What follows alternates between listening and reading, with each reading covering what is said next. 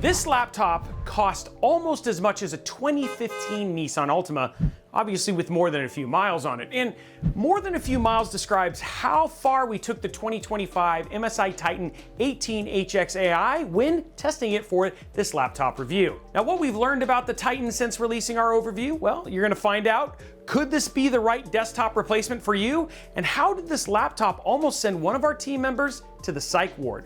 We're gonna tell you all about that right here, right now on Robeytech. We promised it was coming, and here it is, our official review of the MSI Titan 18HX AI, a laptop that is absolutely massive in just about every sense of the word. From its 18-inch 4K mini LED display, to its GPU and CPU power, to its capacity for RAM and storage, to its physical dimensions, weight, and price tag, the MSI Titan 18HX AI is just plain huge. Now, if you came here from our overview video, you already knew all that. But if you didn't, you can actually watch that right here. Now, if you're still on the fence deciding how much time you want to spend getting to know this laptop, here's the abbreviated version of what we're looking at. The Titan 18HX AI is MSI's flagship laptop aimed at being a desktop replacement. To do that, it's using a high-powered CPU, the Intel Core Ultra 9 285HX, paired with a high-powered GPU, the mobile NVIDIA RTX 5090. When together, the CPU and GPU have a massive total combined power of 270 watts for any high-powered tasks on the go. And we've actually seen this combo hit those numbers, but that's not all. All of this is packaged inside of a chassis with support of up to 96 gigabytes of RAM and 4 NVMe drives. And thanks to its Core Ultra processor, the Titan has modern connectivity like Wi-Fi 7 and Thunderbolt 5, as well as HDMI 2.1, a full-size Ethernet port, and plenty of I/O. It's also worth noting that the Titan is licensed for Thunderbolt Share. So if you're looking for a second device for a streaming setup to share audio, video, and peripherals with, or you need to take advantage of high-speed data transfer through a single Thunderbolt cable, the Titan can do that. Honestly, this is a godsend for people looking for easy streaming setups if you use this as your streaming device. Now, speaking of things that the Titan 18HX AI can do, this is a laptop that can be upgraded. At least the Titan has room for NVMe and RAM upgrades, with a caveat. While the 4 NVMe slots are easily accessible, the RAM, it's not so much. Last year's model, the RAM slots were covered by a protective shroud. However, in this one, part of the shroud is tucked underneath the vapor chamber for the GPU and CPU, so much so it made us really uncomfortable poking at it to try and open it up. To be fair though, the laptop does come with at least 64 gigabytes of RAM, so unless you really need to hit that 96 gigabyte capacity, this shouldn't be a problem. Now, in case you're hearing the specs and features and you're thinking, Roby, I just don't know what the going rate of a 2015 Nissan Altima is in 2025, or how that relates to the MSI Titan, and if that's you, I have an answer. The cost hovers around $6,000. And when I say hovers, I mean when we originally released our overview video for the Titan 18HX AI, the price was listed at around $6,700 at the time of writing, and then changed to around $6,000 by the time it went through edit.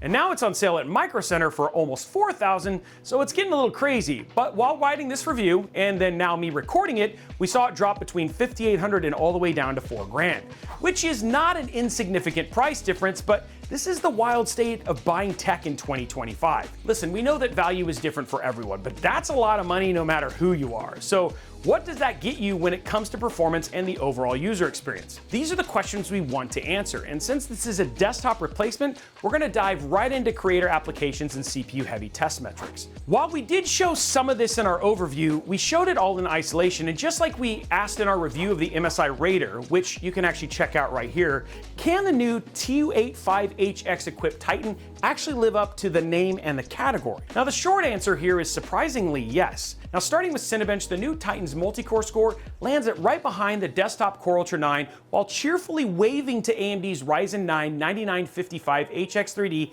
in the rearview mirror.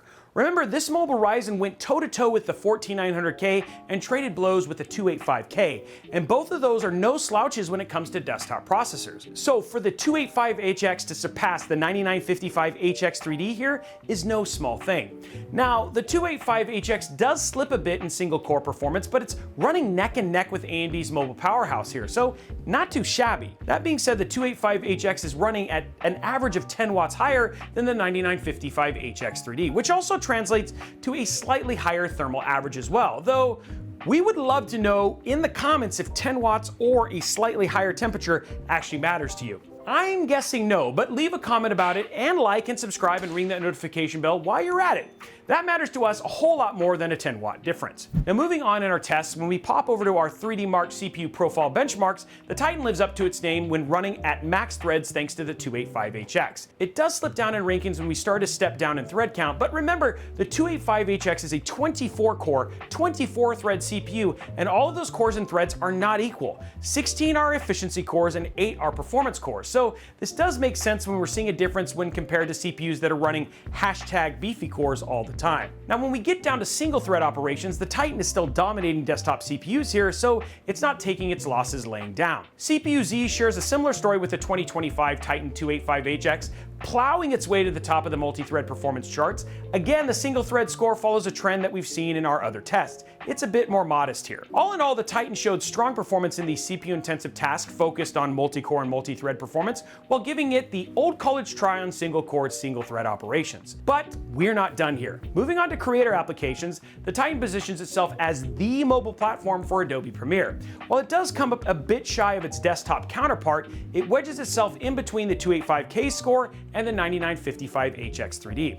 Photoshop, however, is a bit of a different story. Here, AMD seems to have the upper hand, for the most part, in both the desktop and mobile spaces, though that's not to say that the Titan is sleeping on the job here either. Speaking of being on the job, when we look at productivity scores, the Titan puts on its suit and tie and scores one of our highest overall office productivity scores when we look at it in the mobile space. Though, if this is an office productivity laptop for you, someone is flexing a lot. While the Titan gets competitive with laptops like the MSI Raider A18HX and the 2024 Asus ROG Strix G16 and Microsoft Word and Outlook, the Titan is prepared for global takeover in PowerPoint, because we all know that the world is one PowerPoint away from tipping. But what about when the suit and tie come off? Can the Titan hang when it comes to being a desktop replacement for gaming? Well, this is one area where the Titan is a victim of its own making, but we'll let the numbers tell the story here after we explain a bit about what you're going to see.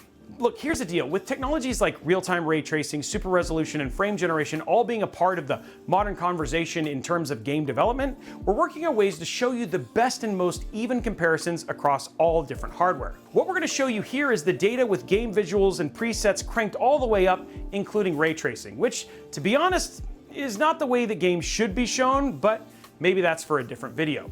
For now, we're going to show you numbers with and without DLSS and without frame generation of any kind. We will be adding frame generation back in a later video, but for this video, they won't be there. Starting with raw performance data, out of our 10 titles, we saw decent raw performance across 7 of them. While games like Forza Horizon 5, Shadow of the Tomb Raider, and Fortnite are largely unfazed by the presence of ray tracing where applicable, or a 4K resolution, Star Wars Outlaws, Black Myth Wukong, and Cyberpunk 2077 struggled to come close to the 60 frame per second threshold, let alone the 30 frame per second one. Now the story does change when we actually enable DLSS. Here we see those titles nearly double in average frame rates, while the experience on the other 7 titles just gets better.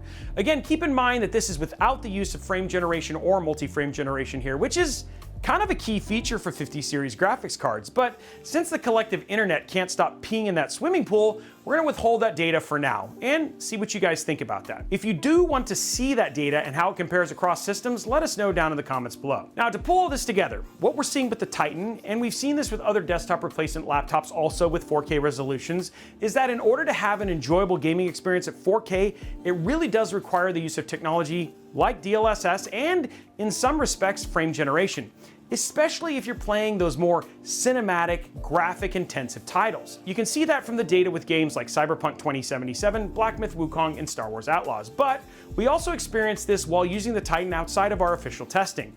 Take Clair Obscur Expedition 33 for example. The game is beautiful, and the backdrops are stunning on the Titan's display, but while we were using it in our downtime at Computex, the quality of gameplay left us a bit worried about how the game would perform at 4K on our gaming PCs at home. Don't get me wrong, the game wasn't unplayable, but we definitely had to enable DLSS to get it to run well. As for how smoothly it ran, that was another story altogether, and it actually made us wish the display was a lower resolution. Unfortunately, when it comes to 4K cinematic gaming, we really don't have a sufficient desktop replacement GPU just yet. A mobile 5090 does not equal a desktop 5090. Now, this wasn't the case for every game that we played. Destiny 2 ran well and looked stunning on the Titan's mini LED display. While performance here didn't quite hit the display's refresh rate, it still ran well enough at 4K to have a great time gaming. So really the gaming experience on the Titan is all going to depend on the types of games you're playing, what visual settings you use, and whether or not you use features like DLSS or even frame generation. At least that's the experience from a visual standpoint. As for the audio experience, the 2025 Titan is using a 6-speaker system similar to last year's Titan. Overall, the soundscape is okay by default, but it does have software to help tailor the experience for the user. Sound is probably one of the weaker points in this laptop, especially when compared to laptops like the 2024 Asus ROG Zephyrus G16, which you can see our review of right here.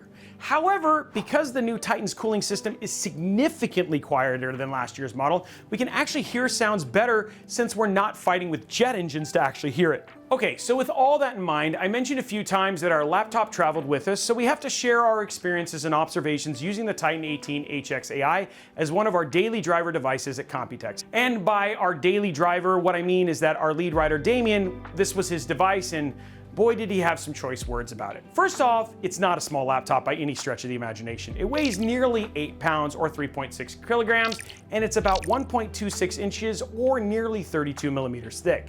So it is a bit of a challenge to pack into your carry-on luggage, especially if your carry-on luggage is an average size backpack, which I gotta be honest, it's kind of Damien's own fault. Now, we had to get pretty creative with this one, but me, unlike Damien, just stopped putting them in backpacks and used roller bags or checked luggage to get laptops of this size across the pond.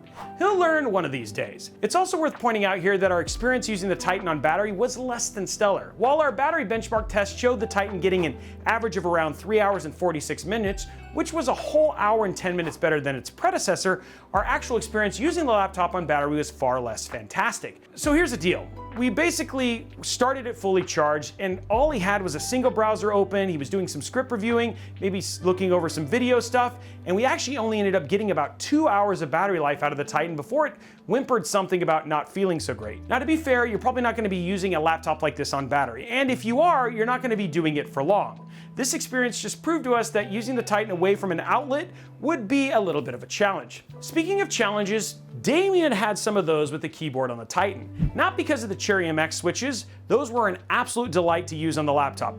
We, including myself, are big fans of mechanical keyboards here at Robeytech, and out of all of the mobile platforms we tested, the Titan really does have one of the best keyboards around. I gotta mention this, but for Damien, it really bothered him how close the left shift key was to the up arrow. If you're gonna be doing something like heavy writing or something like that, just understand that you may take some time to adjust to a non-standard keyboard. Okay, so did we get over these things the more we use the Titan? Yes. Do these things make the Titan a bad laptop? Absolutely not. We just want to make sure that you're aware of them if this is something you're thinking about from a use case. We may be the only people on Earth who care about having a distance between the shift key and the arrow keys, and we may be the only one who think the trackpad is a little too sensitive. But chances are, if you're looking at the Titan, you're probably not looking for a writer laptop unless you just want that flex. And all of that really brings us down to the simple question: what kind of person is the 2025 MSI Titan 18HX AI best suited for? Well, we've already shed some light on maybe who it's not for, but if you're someone who needs a laptop for writing, for extended use on battery, for raw 4K cinematic gaming,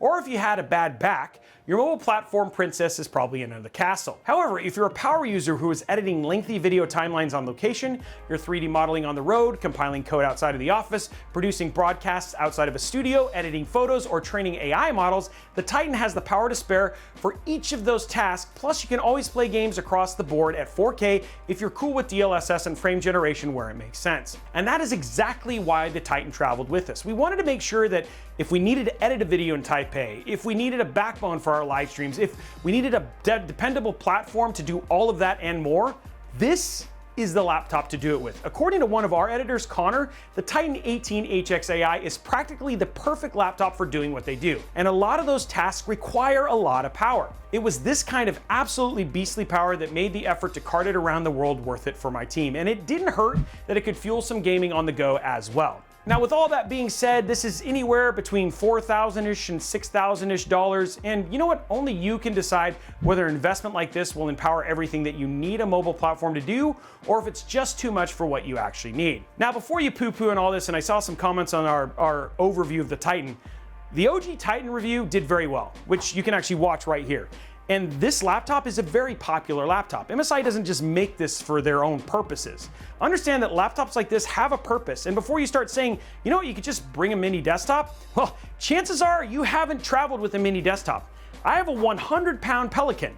That is a small form factor desktop. And when you add a monitor, a keyboard, and mouse into the mix, a desktop replacement like this, like the Titan, is just way more practical. The Titan is a titan among desktop replacement laptops, but it's more of a multi-role fighter jet than something like the Asus ROG Strix Scar or even the Razer Blade 16. It's not for everyone, but for the person who needs a 4K screen and all of that processing power of a desktop, I'm not sure there's a better option out here. And with that, we're going to close out our review of the 2025 MSI Titan 18HX-AI, a colossally powerful laptop with an equally sized price tag.